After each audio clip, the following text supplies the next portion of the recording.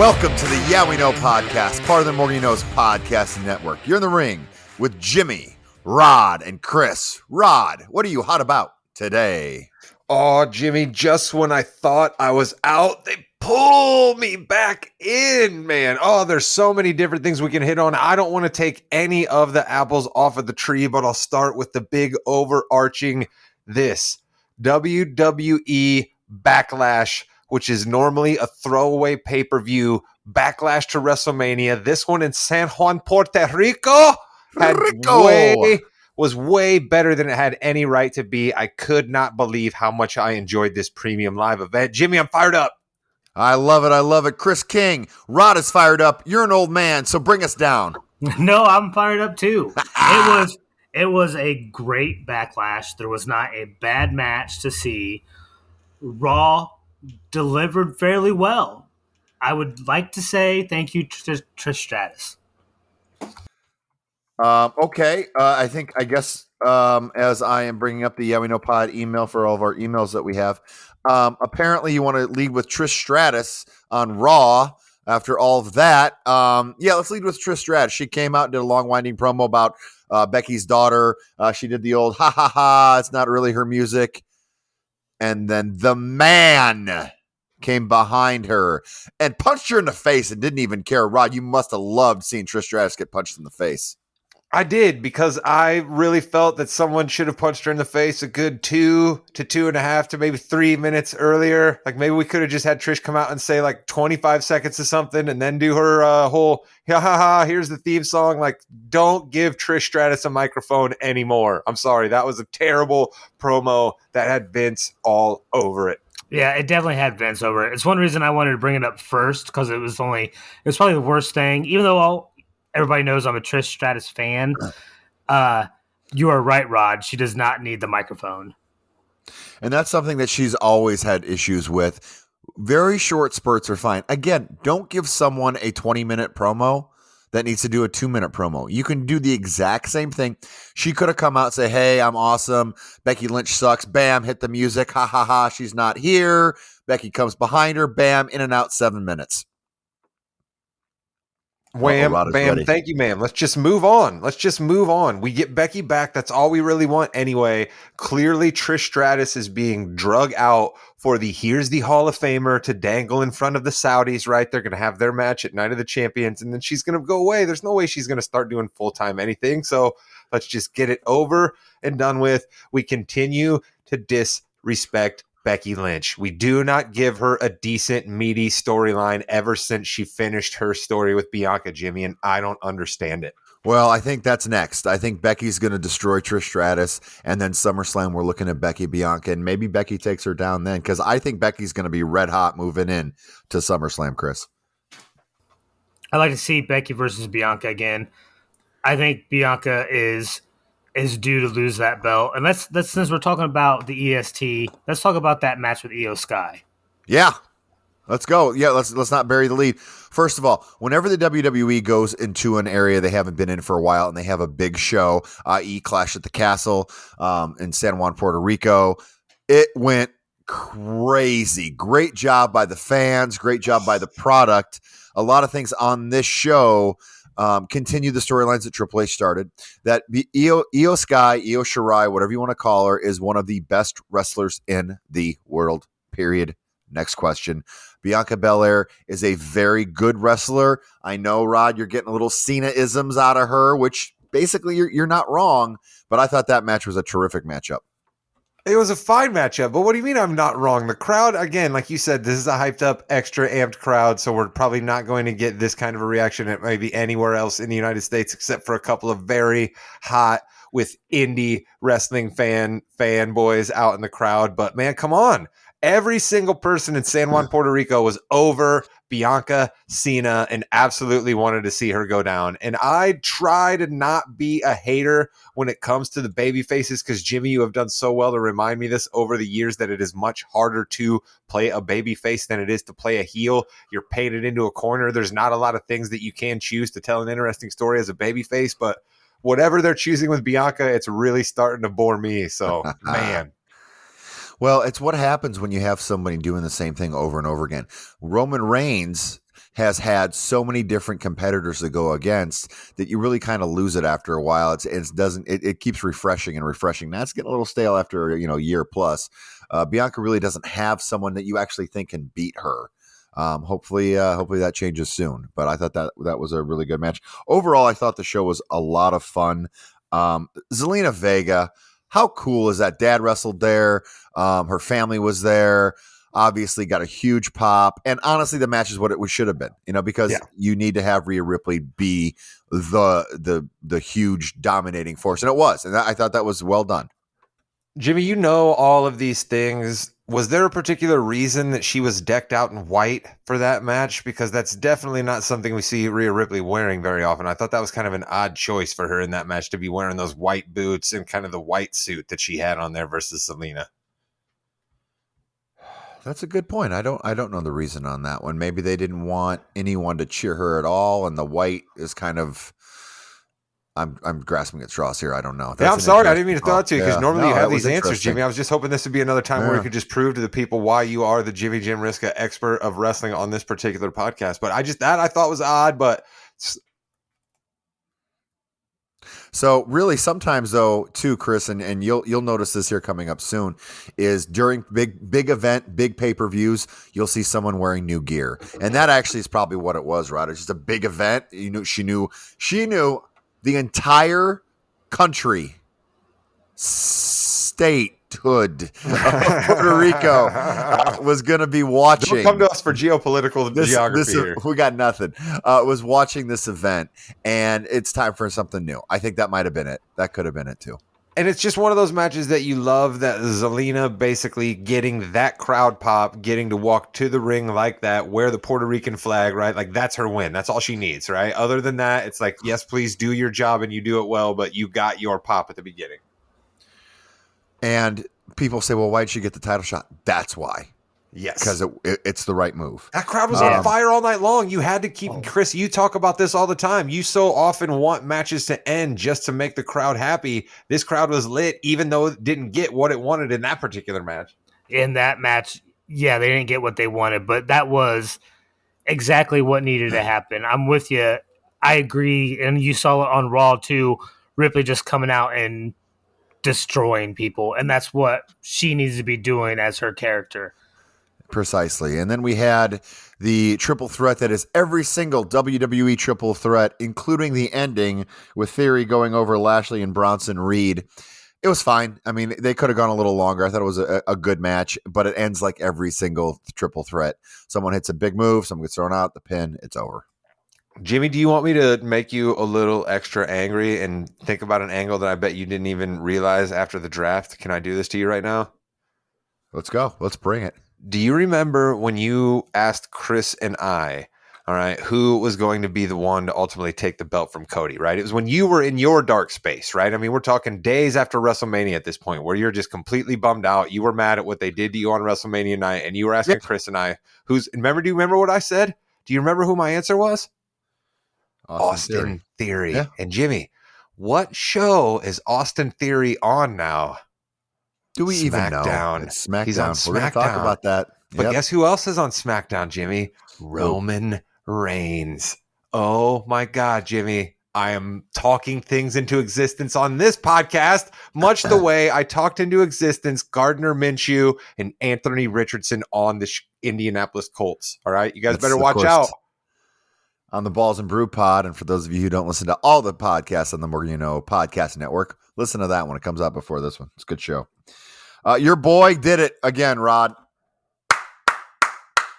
He had the best match of almost his career against almost. Now listen, we ain't saying much, okay? I mean, we're saying, hey, Chris King counted to 10 without stopping, okay? It was random fine. Shots at Chris are the best. Just the absolute random shots at Chris are the best. It was fine. I like the off the top, what do you call it? Curb stomp. He had a lot of curb stomps this weekend. That's a good thing. The right person won. Chris, do you want to go first, or do you want me to go here? Oh no, I'll go. Please tell me you hated this match, Rod. I like the match. You're right. It's the best match I've seen almost in by far. But I think that Well, has everything to do with Rollins. yeah, of course it does, for sure. All right, Rod, hit me. I didn't Listen, like it. I'm gonna save a little bit of my Rollins flowers for when we get to a little bit more of Monday Night Raw after the premium live event. But I will continue to say this. I believe Omos is a star. All right. I think Omos has a little more to him than the stiffness of every other WWE giant. I think there's a little bit more there than even the Big Show. So I was excited to see this match. Each time he comes down and seems more confident in the ring and figures out different ways to tell decent stories, because he still is going to be a main event attraction just on his sheer size always. So I thought this was a positive thing for Omos. And anytime you get associated with the revolutionary, with the architect, with the visionary, you're going to be just fine.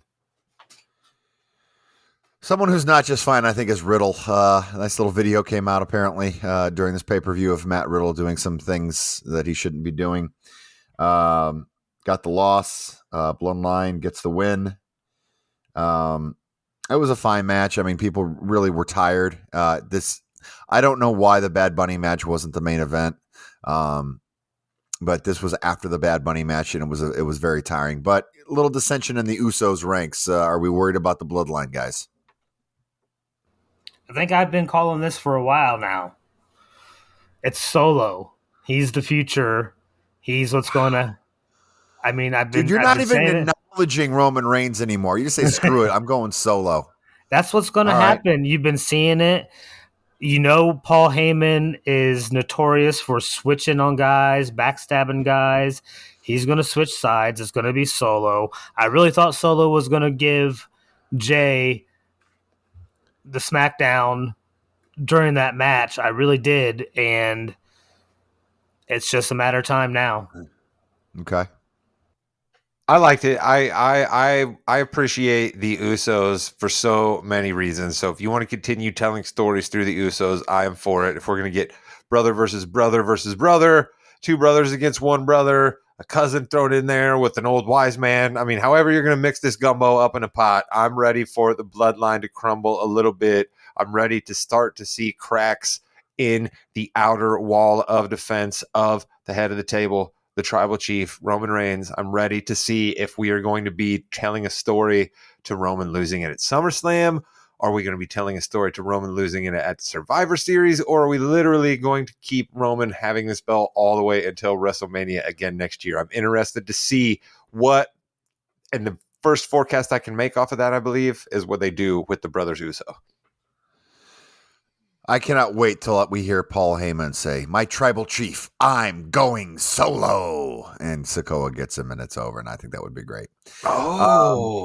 Jimmy even has the line. He even has the line, yeah. Chris. He's taking your thunder now, Chris. You should have been coming up with lines too. Jimmy's got the tagline now. And that's what the fans remember. Not that you called it. They're going to remember the tagline.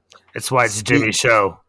Speaking of fans remembering, what an amazing, fun, well-wrestled, well-sold pay-per-view match, premium live event between Bad Bunny and Damian Priest.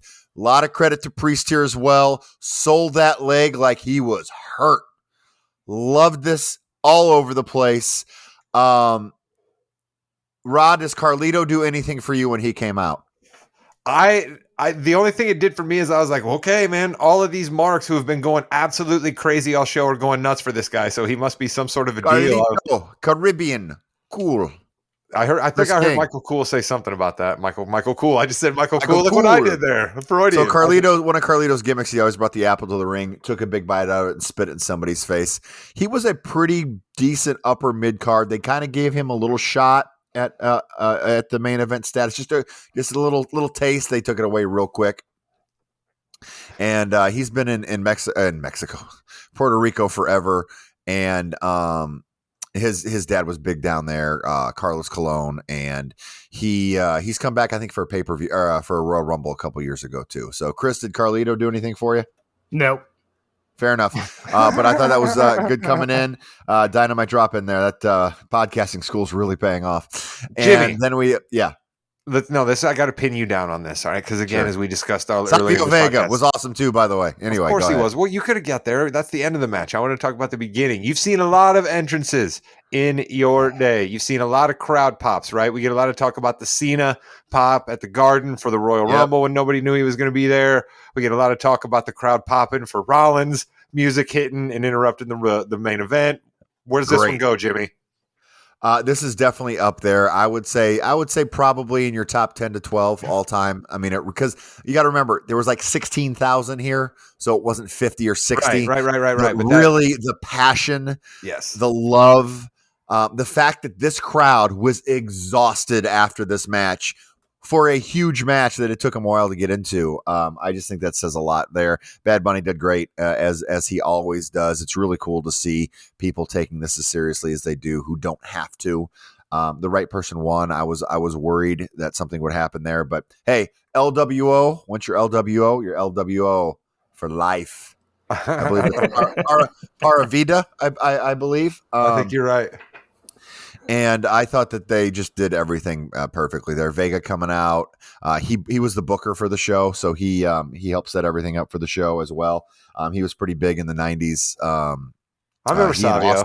He and Austin had a nice run as well, so that was pretty cool. Yeah, man. Guys in vests getting after it. Really enjoyed that. And then we had the Bad Bunny match was awesome. I love that you shouted out Priest. All right, everybody needs to know that like that is just as important in a match like that, especially a match like that with a guy like Bad Bunny. Right? They're not just going to trust that to anybody.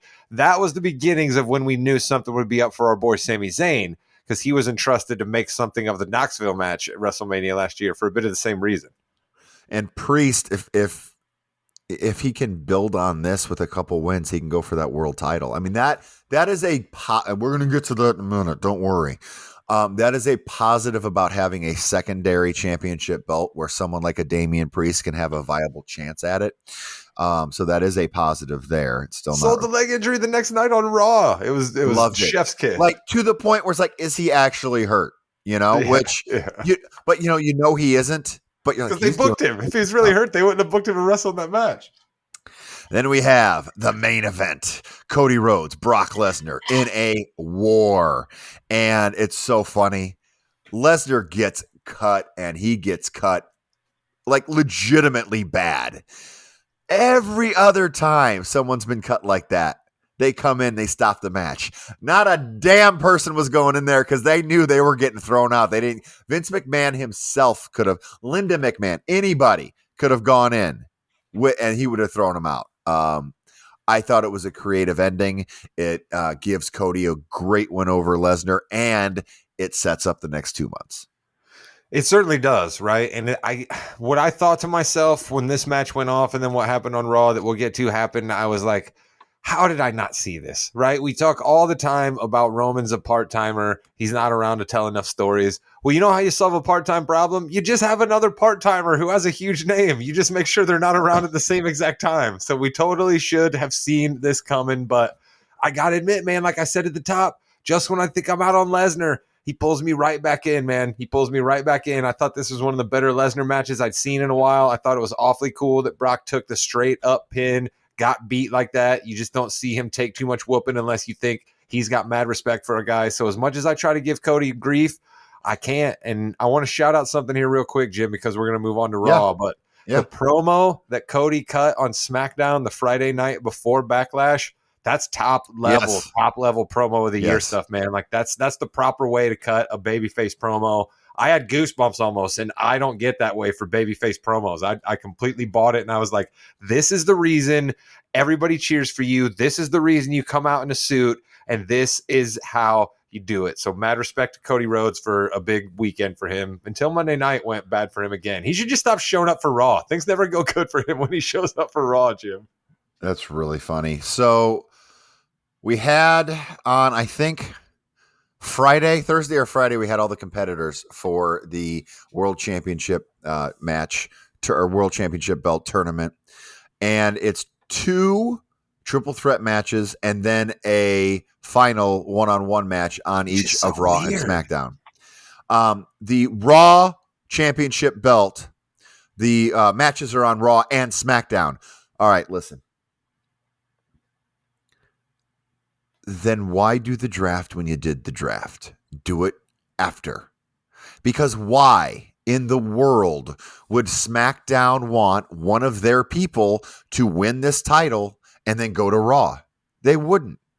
Also, you're going to have to set up a feud between Seth Rollins and whoever wins the SmackDown when they're not on the same show. You think they're going to be on the same show once? Guys, I think they're going to be on the same show. And it's going to last about 20 minutes before we've just thrown all the draft out. And it's ridiculous and it's stupid. That being said, Chris King, you like this Raw better. Why did you like this Raw better than a lot of Raws? Not as there's more matches. And listen, Yes. even though the tournament is a bit weird and off, it was nice to see a guy have to go through a triple threat and then turn around and wrestle in the same night. That's something I haven't seen at all since I've been back watching, and it was rare even back in the day. So I like new wrinkles like that. You're bound to get more matches. So of course it's a weekday, so you're going to have some snooze fest matches, but you still got to see Rhea Ripley go bananas over somebody. It was a lot of actual wrestling, which appeals to me. I feel like that was shots fired at my guy Otis there by Chris in a roundabout way, Jimmy, and I didn't appreciate it. I just wanted that to be on the record. Yeah, I don't know if I like that either there, Chris. So we had the championship tournament matches. Balor, Rhodes, and The Miz. That was the easiest thing to call ever that Lesnar was going to interfere there. Lesnar looks beat up. That was crazy. Mic work was awesome. Look at my face. Look at my face. That's the only Brock Lesnar we can ever have. It's just absolute intense yelling Brock, right? When he starts to try to be funny, when he starts to meander and go off script, that's when we can get in a lot of trouble. We just need our angry Brock with the black eye. Yeah, and I love it. I think they're going to have a hell of a match. And I think Cody Rhodes is going to win again. I really think he's going to beat Brock again. I don't want to see Once Cody starts beating you, he just continues to beat you. Keeps I say you. This is somebody from experience, right? He took my guy Seth down 3 friggin' times in a row. Because do you do this? Okay, so you had the first match, right, with all the blood. What if Lesnar wins this match to go 50-50 and SummerSlam they do it in a cage and a Hell in a Cell? What if they get it all out of the way, and what if one of those stipulations you talked about Cody trying to throw out gets thrown out there, right? What if we get one of those weird stipulations match? Either Lesnar says he can never wrestle for a belt again against anybody. Cody does it something. Maybe we get that out there too. He could. There's the whole gatekeeper angle. Don't you think we could tie it back into that with the whole gatekeeper angle that then they played up as well based on Cody's promo? Yeah, that was pretty cool. He's like, yeah, sorry, I took your spot, Skippy. I thought that was kind of neat. Listen, I like it a lot. Again, this could have been over the world title, but that's okay. We're over that. No, we're not. But I was gonna say, wait a minute, are you really over it? Not at all. Nakamura, Seth, and Priest. I like what they're doing with Nakamura a lot. I really do. Yes. And I think that Priest is getting there as well. Seth Rollins, though, what a great match or what a great guy he is, and I just love. I wrestled 3 times on 2 different continents. I'm not sure if that's true or not. Somebody should check me on that. No, same continent. We geography, not. Hey, it's not you're in the globe with Jimmy Rod and Chris. It's you're in the ring. All right, we ain't that smart, right, Chris? All right, I will say that Puerto Rico is considered a U.S. territory, not a state or a country. It's a U.S. territory, and it is a part of North America. So same time. Does that mean people have to go there by wagon trail? I'm not entirely sure what a territory means. Just for the record, Chris got his Encyclopedia Britannica out to look that information up. So good work there, buddy. I appreciate that. That's old school. Look up Encyclopedia Britannica on the internet, kids. I will say this. Yes. I'm really enjoying Damian Priest and his heel work. Yeah. It is great to be able to root for somebody that you kind of like, even though they're the heel. He is doing really, really good work. And I also, at some point in time, would love to see a match between Rollins and Shinsuke, because I think they would put on one hell of a match. Yeah, they have wrestled before, and they're I mean, listen, they're both good. When Shinsuke Nakamura is motivated, he could be the best wrestler in the world. One of my good friends has said that for years. When he's motivated, He can go when he just wants to surf. He just wants to surf. We talked about the Becky Lynch and Trish Stratus. That's a good build that they've been doing to that. I really believe. Rhea Ripley destroyed Dana Brooke, who Dana Brooke has been in the WWE now for 10 years, and I almost fainted when I heard that. That's ridiculous. She's never done anything. Wasn't she was running around with Reggie for a while, right? With the 24/7 yeah, belt? when she first came up, she was kind of Charlotte Flair's second. So they were kind of building up to a WrestleMania match between those two. It just didn't happen because no one cared, unfortunately, about Dana. Certainly nobody seemed to care much about that match. No. We got to shout out Dominic Mysterio, too. Number one heel in the business by far. Listen, again, unbelievable job by Dominic. He is just, people are eating out of the palm of his hands. It's awesome. I'll tell you what, Jim, it makes me wonder, is there really a spot for Finn Balor in the Judgment Day anymore, man? Because like he almost just doesn't even seem to fit character-wise with everybody else that's in there, right? Like Finn seems to be trying to play everything too cool, and everybody else in there is a complete shit heel. They would never replace the leader of Judgment Day. Come on, dude. Yeah, we've never seen that happen. That's ridiculous. The only, you know what? Edge back. I was going to say F it. Have Edge come back and take out Finn Balor. Finn Balor, Seth Rollins in the main event. You know, this is one of those things that you wish. When we first talked about this championship tournament, I mentioned that this could have been the finals of the entire tournament. And you would really have liked this to go 25 minutes, 30 minutes just to see what happened. They did a really good job.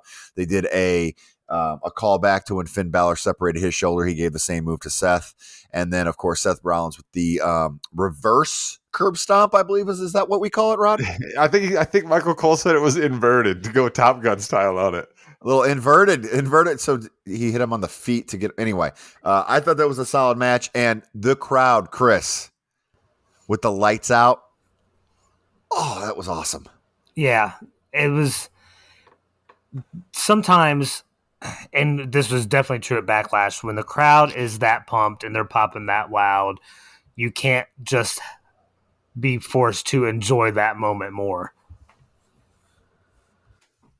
All righty. Jimmy, let's do this. All right, so we just talked about the tournament on Raw. We said Rollins is the winner. Let's talk a little bit because this is going to come out ahead of SmackDown. Why don't you give us the lineup here and let's get some predictions. But I bet you were going to do that, weren't you?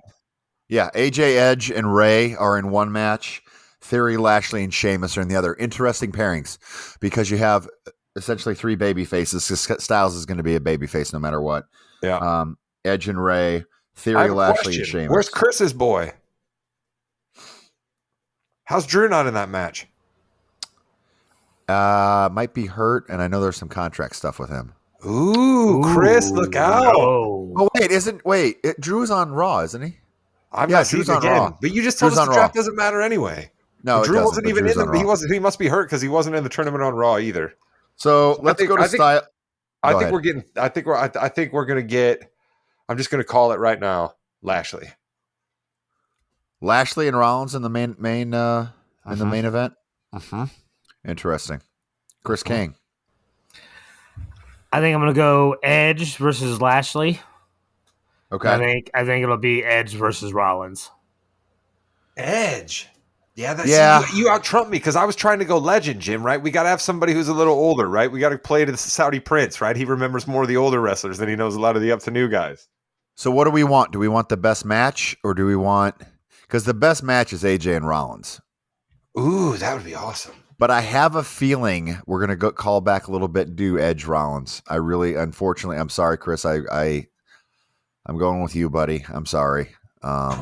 Why else would we give Bobby Lashley the 2023 Andre the Giant Battle Royal trophy, Jimmy, if we weren't going to then pay it off to him somehow? Well, I think this match is going to end like every other match where Lashley spears Sheamus or spears Theory. He's going to spear Sheamus, and then Theory is going to throw Lashley out, and he's going to pin Sheamus, and Theory's going to go on to face Edge. Yep. Theory's going to actually go on to face Seth Rollins, and then he's going to have both the United States Championship belt and the World Heavyweight Championship, and then he will try to convince people that he is better than Roman Reigns. Sure. Let's go for it. I'm fine with that.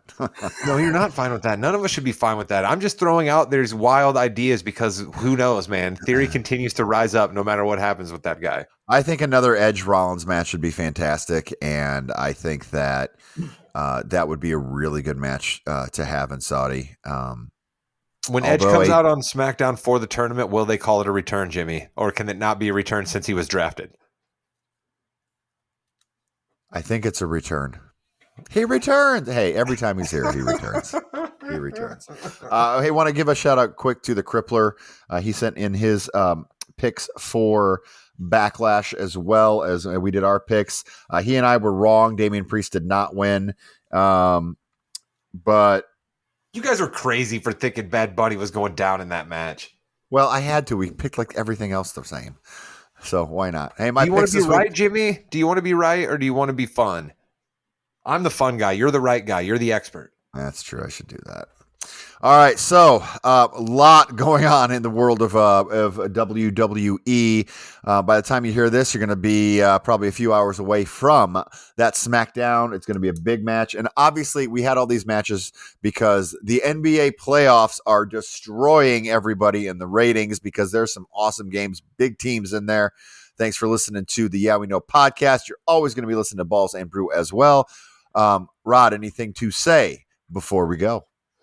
I really want to say that I have a problem with this whole entire tournament, and I want to just get that on record before my guy Seth Rollins wins it, and then I'll be extremely happy about him having a belt around his waist. But this garbage triple threat, then fighting in the same night, what are we doing? We have a little bit of time yet before Night of Champions. Why are we bastardizing this thing out? We all love a tournament in the United States, WWE. Why did you do us this way? Goodbye, Internet. We need to use the term bastardizing more.